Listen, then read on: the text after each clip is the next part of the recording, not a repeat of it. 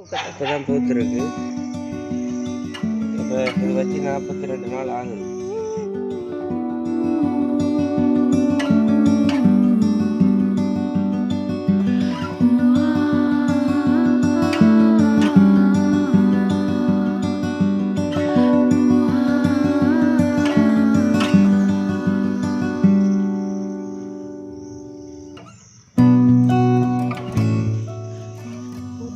குலுங்குது அவரை.